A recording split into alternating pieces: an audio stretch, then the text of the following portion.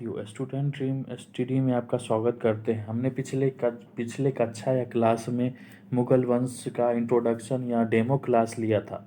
आज हम उसी का रिवीजन करेंगे और उसके आगे मुगल वंश के आगे पढ़ेंगे, जो उसका क्लास कंटिन्यू करेंगे, जो आपके एग्ज़ामों के लिए बहुत महत्वपूर्ण रहेगा। आप स्टूडेंट ड्रीम एसटीडी चैनल को लाइक, शेयर और सब्सक्राइब करें। अब हम रिवीजन करते हैं। पिछले कक्षा में हमने पढ़ा था मुगल वंश को हमने दो भाग में डिवाइड किया था। क्या किया था? दो भाग में डिवाइड किया था। पहला क्या था? ईयरली मुगल, और दूसरा क्या था? Literal Mughal.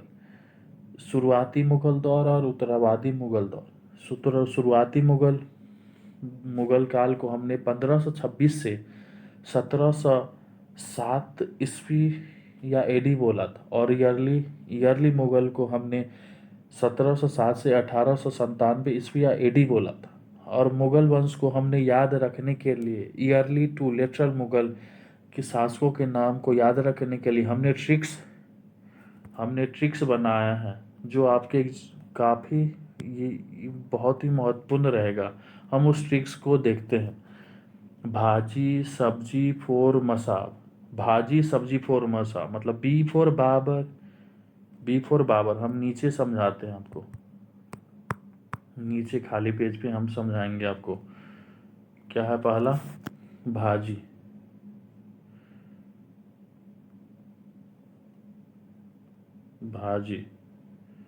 B for Babur, H for Humayun, A for Akbar, J for Jahangir हो गया, भाजी हो गया। उसके बाद हम लोग क्या पढ़ेंगे? भाजी। उसके बाद क्या है? सब्जी।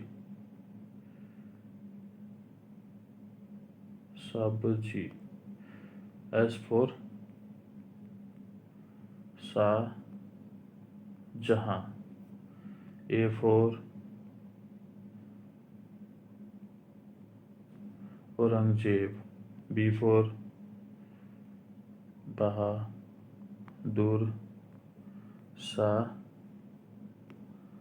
बहादुर शाह फर्स्ट, और जे फॉर जहांदर शाह। क्या हो गया? भाजी सब्जी। अब क्या बचा? फोर for Farrukhsiyar.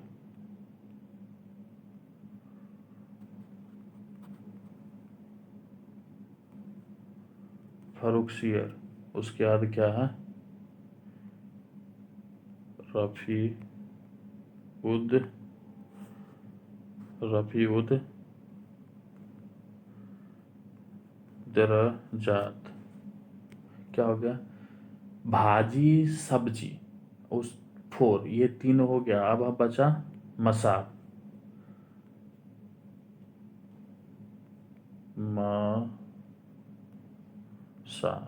M four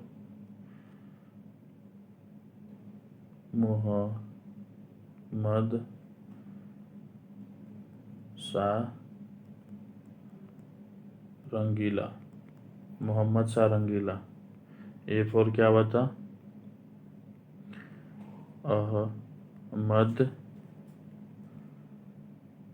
Ahmad Shah Bahadur, A four क्या बचा? Alamgir, S four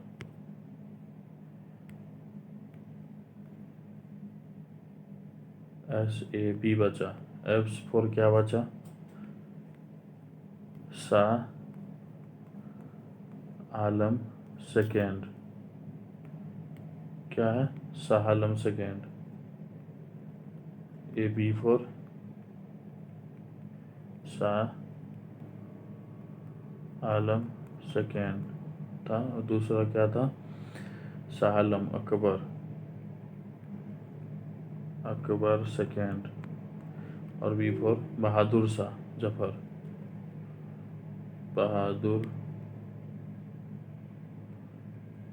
Shah second या बहादुर शाह जफर भी इनको बोला जाता।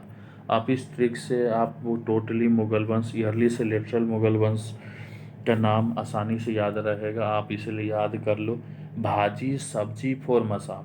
मतलब इसमें अरेंज द फ्लोइंग क्वेश्चन भी पूछ सकता है, अरेंज करो शासक का नाम, उससे आपको इससे आसानी रहेगा याद करने में, उससे याद करने में आसानी रहेगा। हम बता भी दे रहे हैं, भाजी सब्जी फोर मसा, B for Babar, H for Humayun, A for Akbar, J for Jahangir, S for Shahjahan, A for Aurangzeb जो नीचे में दिया है, बी फोर बहादुर शाह ये रहे, उससे F for Farrukhsiyar, R for Hafizuddaula, M for Mohammad Mohammad Shah रंगीला,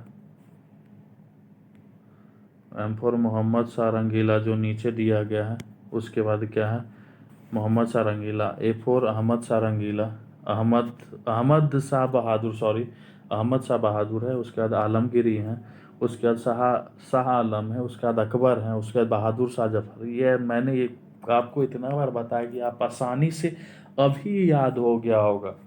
अब हम ट्रिक्स को बढ़ते हैं, भाजी सब्जी फोर मसा। ये क्या है, मुगल वंश के संस्थापक के, मुगल वंश के शासक के नाम आसानी से याद रहेगा। चलिए हम आज अब पढ़ते हैं, आज शिकायत शुरुआत करते हैं ईयरली मुगल से। ईयरली मुगल शुरुआती मुगल काल क्या था, 1526 से 1707 ईस्वी आईडी बोला जाता है। इसमें हमने बाबर पढ़ा था, पिछले क्लास में बताया था। बाबर के बाद हमने उसके बाद हुमायूं बताया था, उसके बाद शेरशाह सूरी का शासन, उसके बाद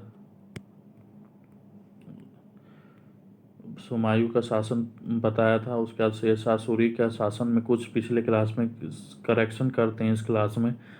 1540 से 55 55 था, जो हमने पिछले क्लास में आपको हमने बताया था। 1540 से 45 वो गलत था, हमसे मिस्टेक्स हो गया था, इसलिए हमने इस अभी करेक्शन करवा दिया है।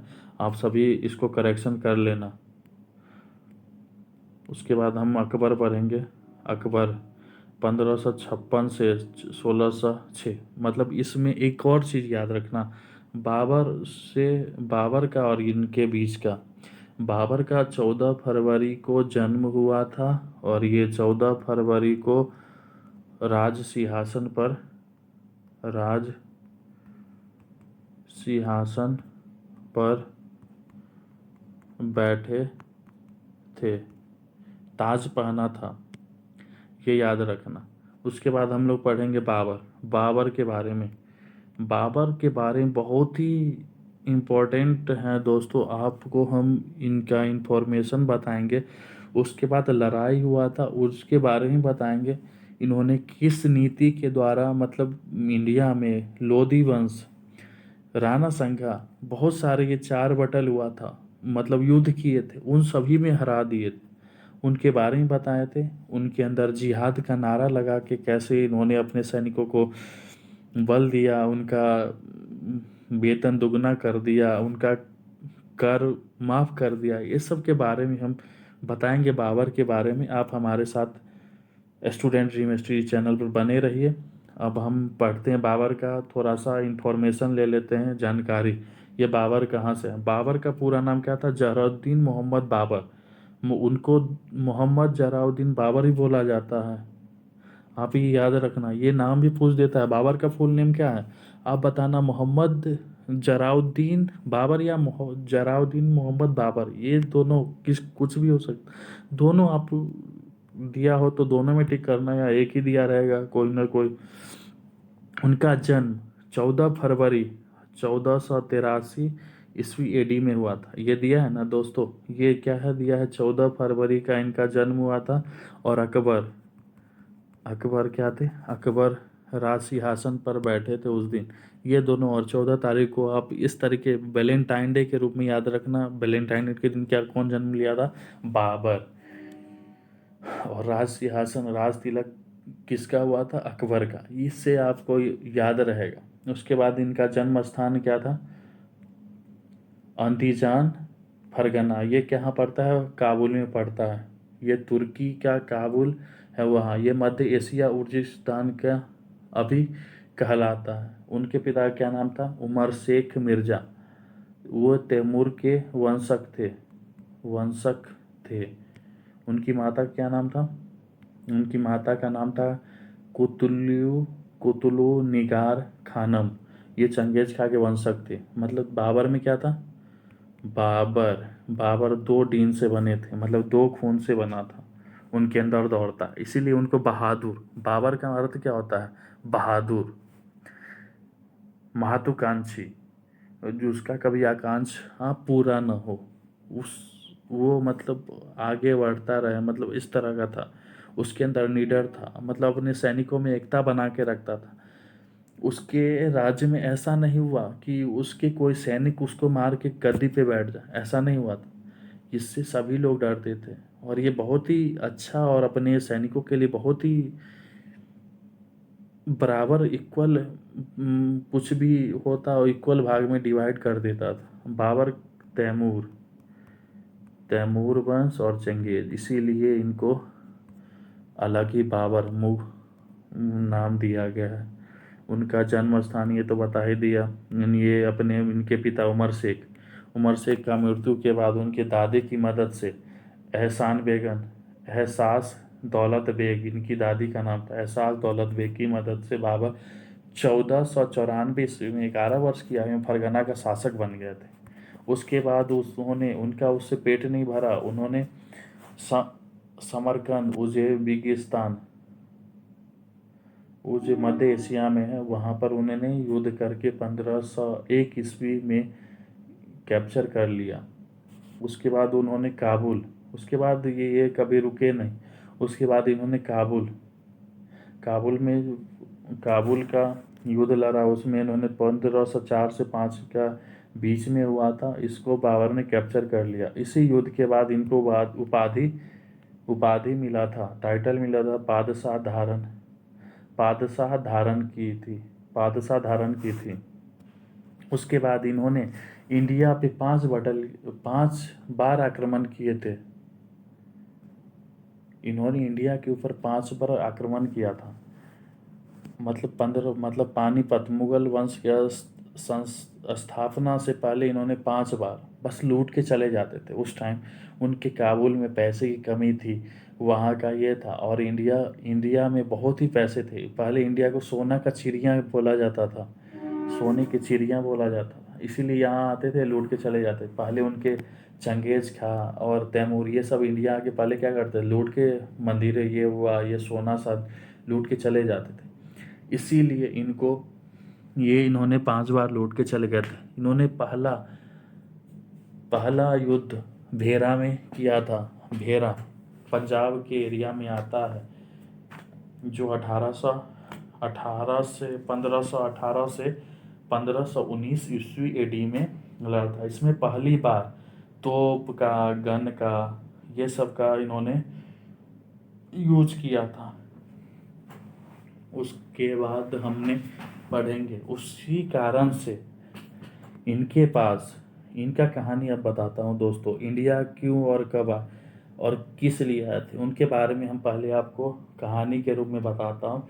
ये तो थ्योरी है, कॉन्सेप्ट है, मैं तो ये तो इसका भी करा दूंगा, पहले आप इसके बारे में जान लो आप।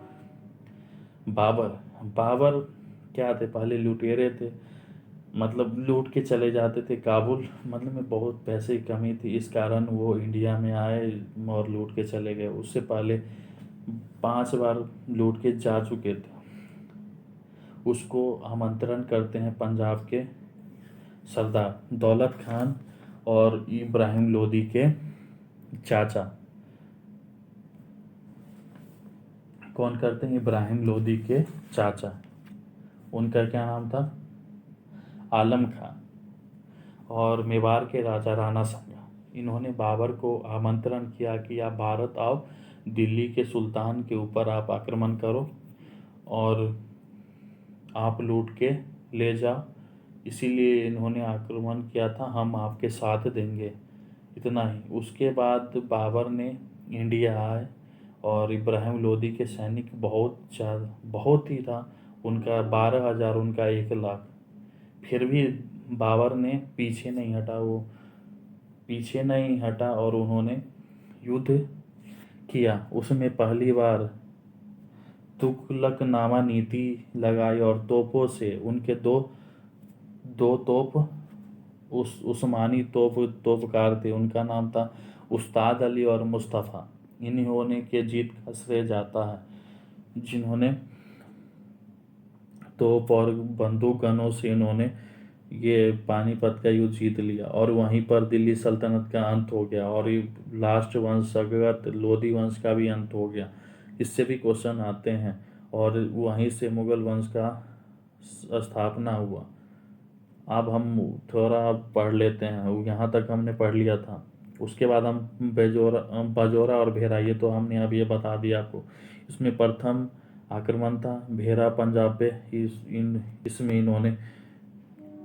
इन्होंने तोपों का प्रथम प्रयोग किया था।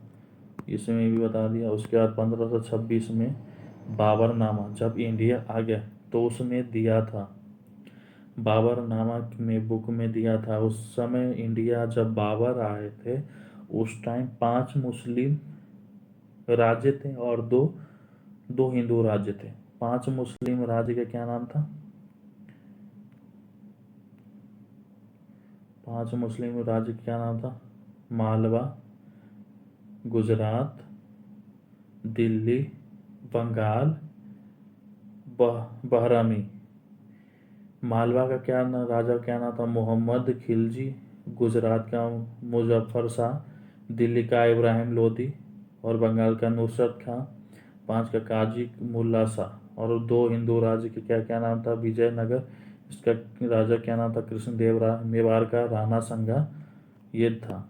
उसके बाद इन्होंने 21 अप्रैल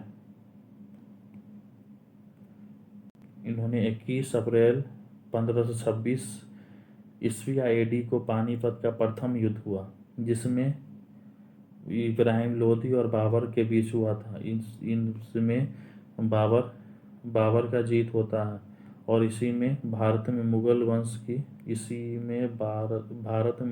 की स्थापना हुई। Establishment of Mughal empire. Babur के प्रमुख आक्रमण। बाबर मेजर आक्रमण किया था, उसके बारे में दिया गया। भारत की स्थिति उस टाइम क्या थी, उनके अनेक राज्य के बारे में बाबरनामा बुक है उसमें दिया गया है। उसी में मेजर युद्ध के बारे में भी दिया गया। उस टाइम बाबरनामा बुक में क्या था? बंगाल का नुसरत, जो अभी हमने ऊपर बताया, 5 मुस्लिम राज्य और 2 हिंदू राज्य थे। उसको छोड़िए, हम आगे बढ़ते हैं। उसके बाद कारक काउजेज क्या थे? पश्चिम मतलब क्या थे? पश्चिम की प्रतिकूल परिस्थितियां थी। काबुल से कम आए थे। पंजाब पर कब्जा, और उसके बाद पंजाब पर कब्जा था। मतलब काउजेज ये इसी कारण इन्होंने मतलब युद्ध किया था। उसके बाद हम लोग पढ़ेंगे प्रथम युद्ध और मेजर वार। बेहरा युद्ध वर्ष और नाम। बेहरा का युद्ध 18 से 19 में यूसुफ जाति के विरुद्ध लड़ा था बाबर ने। इसमें विजय हुआ था बाबर। और प्रथम युद्ध पानीपत का प्रथम युद्ध 21 अप्रैल 1526 इब्राहिम लोदी के बीच हुआ था। इसमें भी बाबर ने विजय हुआ था। उसके बाद खानवा का युद्ध मार्च 1527 में मेवाड़ के राणा संगा के साथ हुआ था। इसके बारे में दोस्तों हम कल बताएंगे और क्यों और कैसे हुआ था राणा संगा जो बाबर को आमंत्रण किया उसी के साथ युद्ध। ये कहानी में ट्विस्ट है। अब आप अगले लेक्चर का वेट करें, उसमें हम बताएंगे इसको पूरे डिटेल से अच्छे तरीके से। आप हमारे channel student dream STD channel पर बने रहिए। उसके बाद क्या होता है? चंदेरी का युद्ध 1528 में। चंदेरी के युद्ध में ये भी बहुत ही ज़्यादा इंपॉर्टेंट है दोस्तों, इसमें भी आप बने रहो। देखो, चंदेरी के राज के मैदनी राय के साथ हुआ था। उसमें क्या था? शेरशाह। अब शेरशाह सूरी के बारे में हम बताएंगे। शेरशाह वही सूरी हैं जो बाबर के बेटे हुमायूं को हरा के राज किया था, उसके बारे में बताएंगे। इसमें क्या था? बाबर की तरफ से इन्होंने भाग लिया था युद्ध में। ये फिर ट्यूस्डे है, मैं आप बने रहो हमारे साथ। उसके बाद घाघरा का युद्ध 1529 में अफगान के प्रमुख महमूद लोदी कौन था दोस्तों? महमूद लोदी महमूद लोदी कौन थे? महमूद लोदी ये क्या था? इब्राहिम इब्राहिम इब्राहिम लोदी के बेटी के हस्बैंड थे ये, महमूद लोदी। ये भी अफगानी थे, इस पर विजय किया था। और बाबर का अंतिम युद्ध क्या था? बाबर का अंतिम युद्ध घाघरा का युद्ध था। घाघरा का युद्ध था। उस टाइम दिल्ली में क्या क्या परिवर्तन हुए इसके बारे में भी बताया गया है। बाबरनामा बुक था, उस तुर्की में था, उसमें दिया गया। उस टाइम सिकंदर लोदी की मृतदेह था, उस सिकंदर लोदी के कारण था, और इब्राहिम लोदी के बीच षड्यंत्र रचा जा रहा था। षड्यंत्र में कौन कौन था उसके बारे में बताएंगे आपको।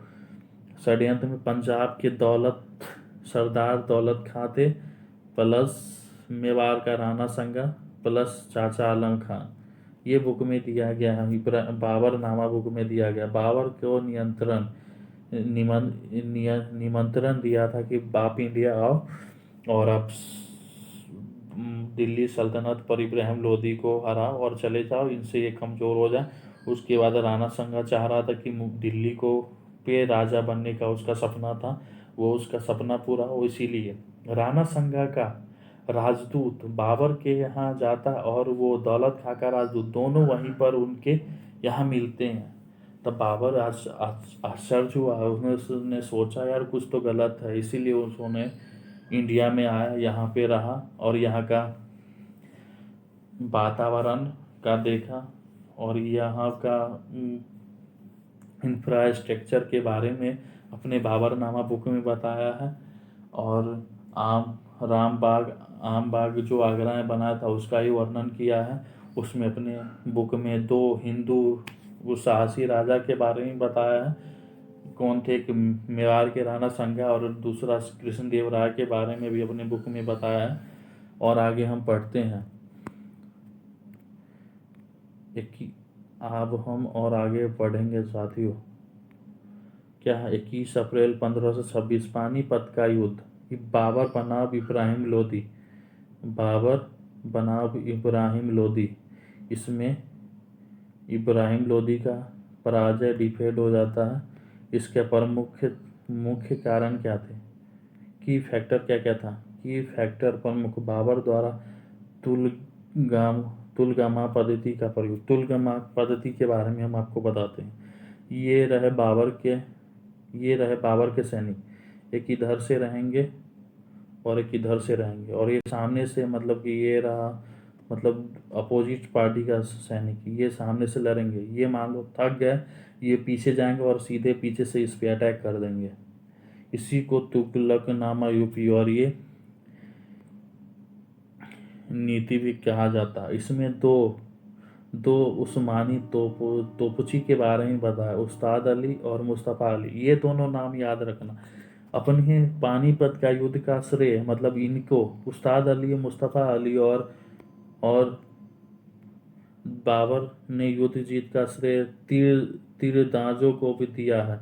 Babar gave the credit of winning of Babur's of battle of arrow archer क्यों दिया है? परिणाम क्या रहा? परिणाम रिजल्ट, बाबर द्वारा भारत में मुगल साम्राज्य की स्थापना हो गई। ये रहा। काबुल में चांदी सिक्के बंटवाए, जिससे बाबर को कलंदर भी कहा गया है। उसके बाद क्या है? भारत में बारूद व तोप खाने का प्रचलन बढ़ गया उस टाइम से, बाबर के समय से। उसके बाद कुशांग राज्य के बाद कुशांग साम्राज्य के बाद पहली बार काबुल कंधार भारत के अंग हो गए। आप आज हम इतना ही पढ़ेंगे दोस्तों। आप कल पढ़ेंगे राणा संगा और बाबर के बीच का युद्ध पढ़ेंगे, और उस बाबर के युद्ध पढ़ेंगे। आप हम आज बाबर के युद्ध के ट्रिक्स भी बता दूं, उनके ट्रिक्स बताते हैं। मतलब क्या है? पानी पिया का मतलब हुआ पानीपत का युद्ध। खाना खाया मतलब खानवा का युद्ध। चल दिया मतलब चंदेरी का युद्ध। खाना खाया, पानी पिया, चल दिया। मतलब पानी पिया मतलब पानीपत का युद्ध, खाना खाया मतलब खानवा के लिए चंदेरी का युद्ध, और घर चल दिया मतलब घाघरा का युद्ध, और मर गया मतलब 1530 में मृत्यु हो गई। उसको सताने लगा था बाबर को घाघरा युद्ध के बाद, उसने संधि कर लिया। संधि करने के बाद उसका तबीयत खराब हुआ। जब वो अपने काबुल जब रिटर्न जा रहा था, उसकी मृत्यु लाहौर में हो जाती है। बाबर की मृत्यु लाहौर में होने के बाद उसको आगरा के आराम बाग में उसका टोम्ब को दफनाया जाता है। उसको बाबरनामा बुक में दिया गया। बाबरनामा बुक में दिया गया है कि उसका अंतिम इच्छा थी कि काबुल में 2 फीट जमीन लेके उसका मकबरा बनाया जाए। फिर उसका मकबरा को ले जाकर हुमायूं अपने उसका सर्वोच्च पुत्र वहां जाकर उसका काबुल में उसका मकबरा बनवाता है। आज हम इतना ही पढ़ेंगे, कल के लिए कुछ बचा के रखते हैं साथियों। आप हमारे स्टूडेंट ड्रीम स्टडी चैनल को लाइक और सब्सक्राइब करें। आज जो इस वीडियो में कमी है उसके बारे में हमको कमेंट करें, हमको बताएं, ताकि हम इससे भी इम्प्रूव करें और आपके सामने लाएं। आज के लिए धन्यवाद। बाय। आप अच्छे से पढ़ाई